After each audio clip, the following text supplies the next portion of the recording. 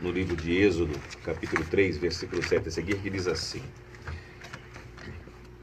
Disse o Senhor: Certamente vi a aflição do meu povo que está no Egito, e ouvi o seu clamor por causa dos seus exatores, conheço-lhe o sofrimento, por isso desci, a fim de livrá-lo das mãos dos egípcios, para fazê-lo subir daquela terra a uma terra boa e ampla, terra que mana leite e mel.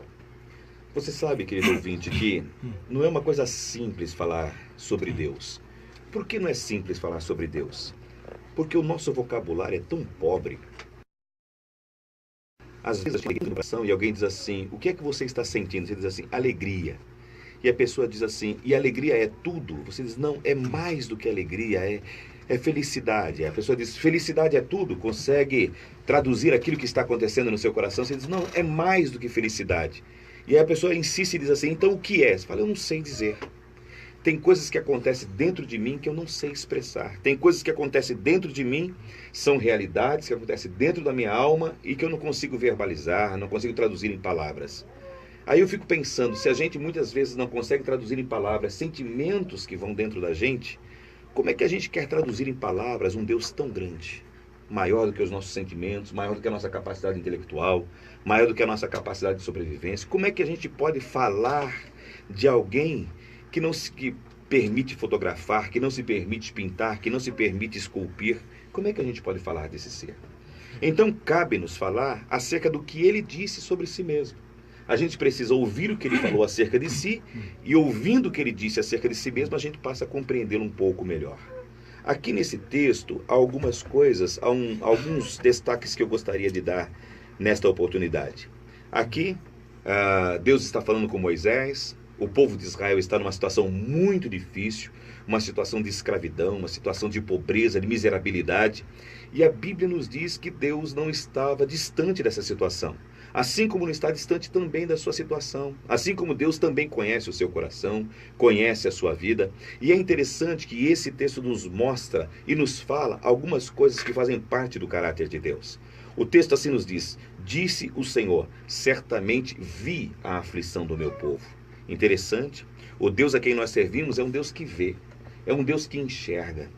Quantas e quantas são as vezes que nós estamos cercados por pessoas que se dizem muitas vezes os nossos amigos, que estão conosco todos os dias, mas não conseguem perceber, não conseguem enxergar a nossa angústia, não conseguem enxergar a nossa dificuldade.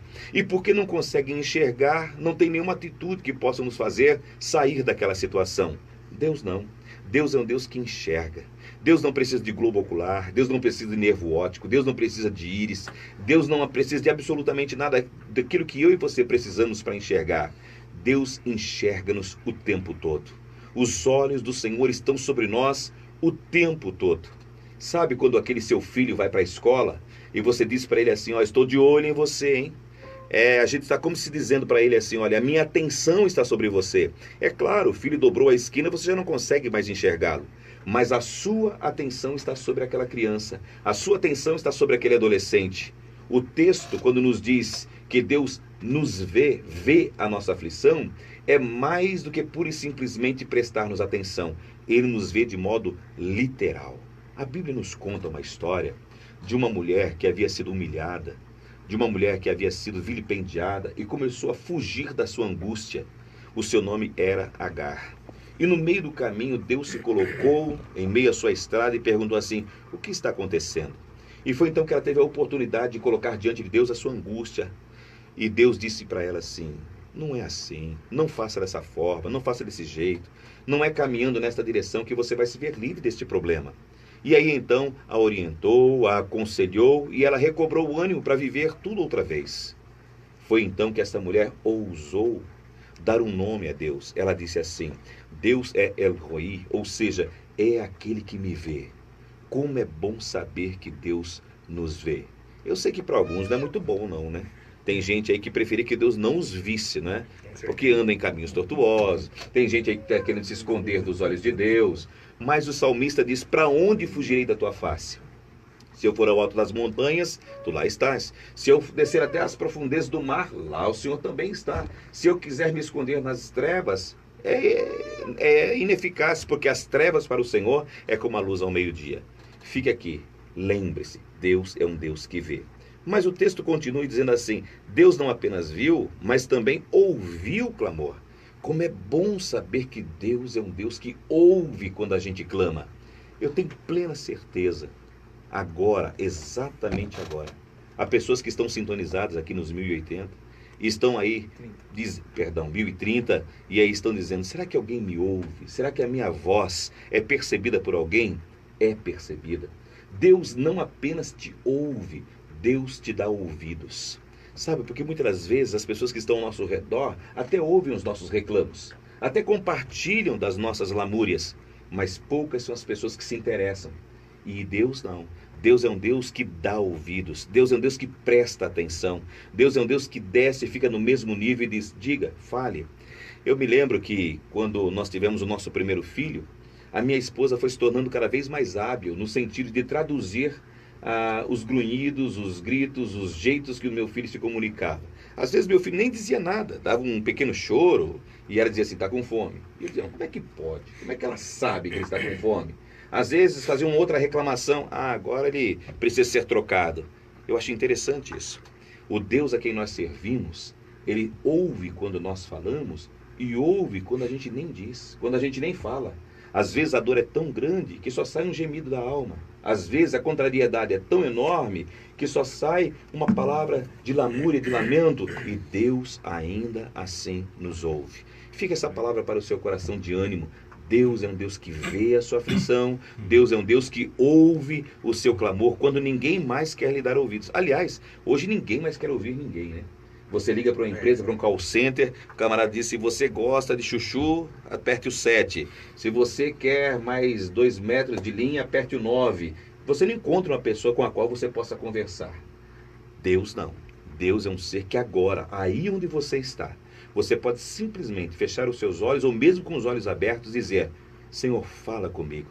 Se verdadeiramente o Senhor me ouve, dá-me resposta às minhas orações.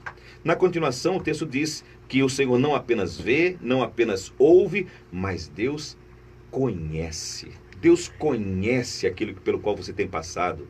Sabe, eu conheço muitas e muitas mulheres que colocam a cabeça no travesseiro, começam a chorar, e às vezes o companheiro está do lado, não consegue perceber. Não consegue compartilhar a dor, não consegue compartilhar o sofrimento. Estão deitados na mesma cama, mas não estão no mesmo coração, não estão sintonizados no mesmo caminho, na mesma frequência. Deus não. Deus conhece por aquilo que você tem passado. Deus sabe o que as pessoas têm feito com você. Deus sabe os momentos de maior angústia e desatino pelos quais você tem atravessado. Agora, sejamos sinceros. De que nos adiantaria um Deus que vê, um Deus que ouve, um Deus que sabe, mas que não age? Não. O texto nos diz que é justamente porque ele vê, é justamente porque ele ouve, é justamente porque ele sabe, é que ele toma uma atitude. Diz-nos o texto: por isso eu desci.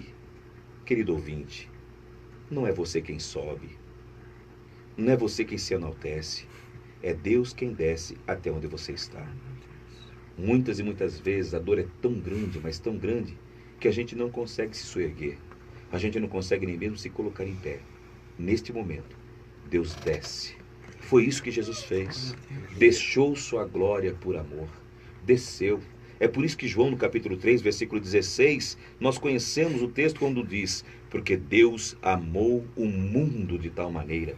E leia-se assim: porque Deus amou a sua vida de tal maneira, que deu o seu Filho unigênito, para que se nele você crer, você não pereça, você não morra, você não continue escravizado, você não continue na miserabilidade que o pecado lhe colocou, mas tenha a vida eterna.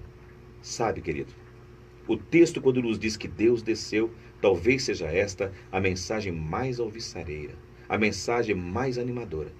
Não sou eu quem subo, é Deus quem desce. E Deus, ao descer, faz duas coisas. Primeiro, me tira desse charco de lodo, que já é muita coisa. Abre as minhas algemas, permite que eu ande com desenvoltura, mas acima de tudo, ele desce e leva-me, faz-me subir para lugar onde por minhas próprias forças eu jamais estaria. Por isso, eu posso lhe dizer: filho de Barra Bonita, sou testemunha do que Deus é capaz de fazer na vida de alguém. Lembre-se, Se você não souber mais nada acerca de Deus, lembre-se que Ele vê, que Ele escuta, que Ele sabe e que Ele age em seu favor, descendo, lhe arrancando de onde você se encontra e fazendo-o subir para um lugar onde você jamais poderia estar. Que Deus te abençoe.